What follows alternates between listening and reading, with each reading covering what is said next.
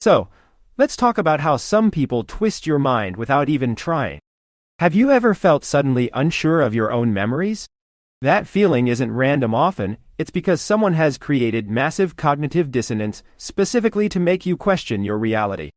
It leaves you doubting everything you thought was true. And who does this best? People with cluster B disorders. Think persistent antagonism, deep-seated grandiosity, and outright deceit. They don't just act differently, those patterns run very deep. Now, I know genetics usually get blamed for bad behavior, right? But hear me out, genetics actually play a huge role in personality disorder risks, far more than we used to think compared to our environment alone. Why would evolution keep such things around?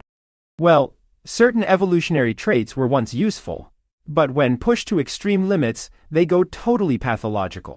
Take narcissism, for example. Does everyone have the same narcissistic brain? Absolutely not. While there might be specific areas related to empathy deficits, there is no single blueprint for every person labeled this way. But here is something crucial for your safety: therapy can help rewire the brain. Yet, the outcome depends heavily on the individual's willingness to dig deep. The problem is, many of these folks simply refuse to learn from punishment or negative feedback. In fact, manipulating the therapist themselves becomes a clever trick to stay in total control of the dynamic. If you've ever had a gut feeling of sudden dread during a meeting with one of them, listen closely. That sensation signals your deceived detection network getting hijacked. Trust that instinct. It gets complicated too, because while psychopaths seem to lack empathy entirely, standard narcissists aren't empty vessels. They desperately seek superiority to cover up cracks in their armor.